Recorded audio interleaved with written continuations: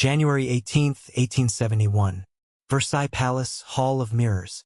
French monarchy symbol. German nobles declared Wilhelm of the Hohenzollern House emperor of a brand new state.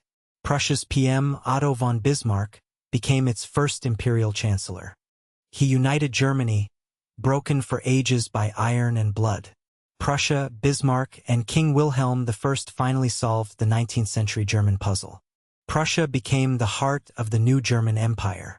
Unification via the Lesser German path gave the Hohenzollerns political control.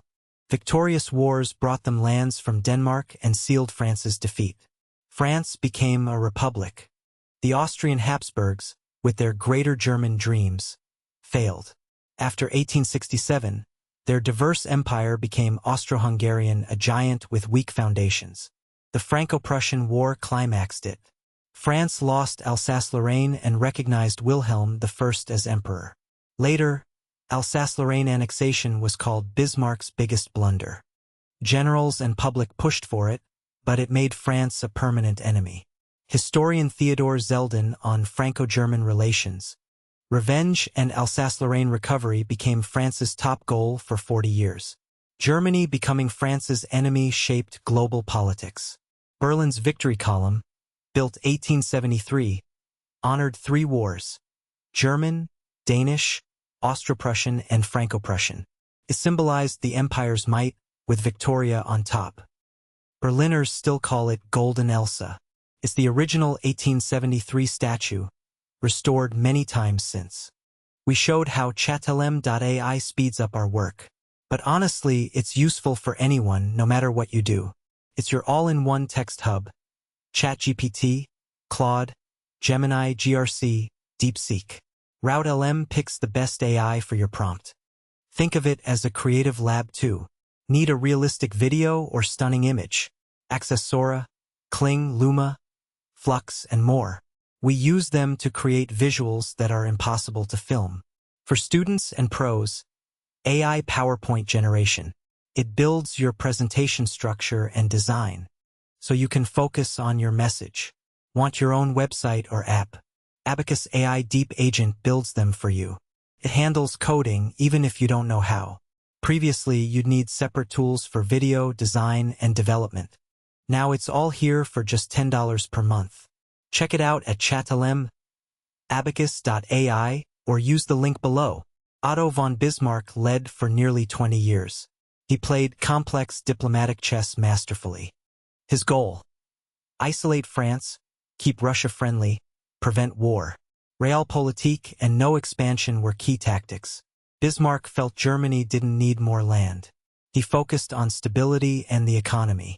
He feared a two-front war or an anti-German alliance. To stop this, he united Germany, Austria, and Russia. This alliance controlled Eastern Europe and monitored restless groups like the Poles. Germany also stayed friendly with the Ottoman Empire, a potential ally against Russia. Bismarck avoided meddling in the Balkans or Ottoman Austro-Russian disputes. He knew the Balkans were a powder keg, fueling tension between Austria-Hungary and Russia. The Iron Chancellor put out fires before they spread. At the 1878 Congress of Berlin, he was the honest broker between Britain, Austria-Hungary, and Russia over Balkan influence. Britain and Austria opposed Russian dominance. Bismarck negotiated based on prior German-British talks. Bismarck wanted to prevent Russian control of the Balkans and keep Constantinople Ottoman. He also helped secure civil rights for Jews in the Balkans. The 1878 Treaty of Berlin reshaped Southeast Europe. Austria-Hungary took Bosnia, Britain took Cyprus. Independent Romania, Serbia, Bulgaria, and Montenegro were recognized. Bismarck avoided a big war, but compromises created new tensions. This was an unintended consequence. British-Russian rivalry grew, fueling the Great Game. Balkan nationalism flared, leading to the Balkan Wars and World War I. Sensing Russia's friendship fading, Bismarck secured a backup: the Triple Alliance with Austria-Hungary and Italy. If France, Russia, or Britain attacked one, all three would defend. This formed the Triple Alliance. Bismarck opposed colonial expansion, seeing colonies as a burden. But pressured, he conceded. Germany gained African and Oceanian territories. Germany's first African colonies: German Southwest Africa, German Cameroon, Togoland, and German New Guinea in Oceania. In 1885, German East Africa was founded. Historian Erich Hobsbawm called Bismarck a world champion of diplomatic chess, focused on European peace. But his complex system unraveled without him, leading to World War I. His reforms made Germany a superpower. Domestically, Bismarck balanced conservatism and liberalism. Reforms and laws made Germany a European superpower. The Kulturkampf fought Catholic influence and Polish movements. He clashed with Pope Pius IX and Germanized Polish lands. For Bismarck, it was about control, not just language. He saw a united Slav, ultramontane, and reactionary propaganda from Russia to the Adriatic. Germany had to defend its interests and language. Poles were framed as enemies. Rumors spread that Germanization was Bismarck's solution to the Polish question. The anti-Catholic campaign hit Poles hard, as most were Catholic. Bismarck's government pushed out non-German elements, especially Polish language, from schools and public life. Tensions rose. Poland's primate was jailed, and mass deportations of Poles began in the 1880s. Germanization continued until World War I. The result was the opposite. The Polish movement strengthened. People resorted to homeschooling to preserve their culture and language.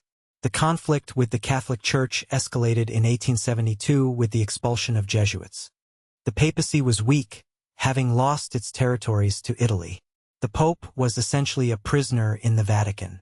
The Church sought to regain influence in key social areas: marriage, family, education. Bismarck aimed. In 1873, the May Laws put schools under state control. Church affairs were managed by a state court. Pope Pius IX declared the laws void. But Bismarck stood firm. State funding for the church stopped. State courts took over church property. The Kulturkampf peaked.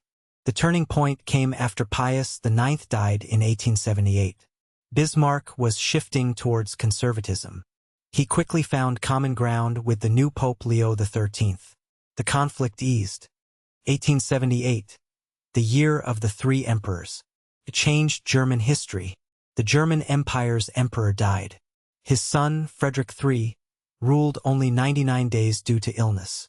Wilhelm II, his son, became the third and last German emperor. The young ruler clashed with Bismarck, leading to Bismarck's dismissal in 1890. Theodore Fontaine wrote, "It's good God freed us from Bismarck. He was a ruler who did as he pleased, demanding loyalty. His greatness was past." Wilhelm II and Bismarck publicly reconciled, but it was too late. Bismarck spent his remaining years on memoirs. He died in 1898. His tomb reads, "A loyal German servant of Emperor Wilhelm I." After Bismarck resigned, his alliance system crumbled. Wilhelm II adopted a more aggressive foreign policy, Wilhelminism. In 1904, Germany suffered another blow. England and France allied. The first Moroccan crisis followed a year later. Germany tried to stop French influence in Morocco. This strained Germany's ties with France and Britain. After the 1906 Algeciras Conference, France's role in Morocco was recognized. But this compromise didn't mend relations with Paris or London. Europe moved closer to World War I. In its 50 years, the German Empire became a world power with a strong army. It became continental Europe's leading economy. Germany built Europe's longest railway network, second globally to the US. This fleet grew, challenging Britain's. This angered London. Industrial growth was massive. Krupp and Rheinmetall made Germany the continent's top arms producer. Early 1900s, Germany produced 1/4 of the world's steel. Chemical giants BASF, Bayer, and Hoechst dominated global markets. This wasn't just economic power. It was war preparation. Science flourished. 1/3 of World War I-era Nobel Prizes in physics/chemistry were German. Germany pioneered motorcycles, gasoline engines, the first car, Benz, Nipkow disc, diesel engine, and Gaggenau counter. Socially, Germany innovated. Workers had pensions, healthcare, insurance, and amenities. Germany's population grew from 41 million at unification to 68 million by World War I. In under 50 years, the German Empire went from unification to aggressive expansionism. The Great War loomed, changing everything. It destroyed the empire and reshaped European and world history.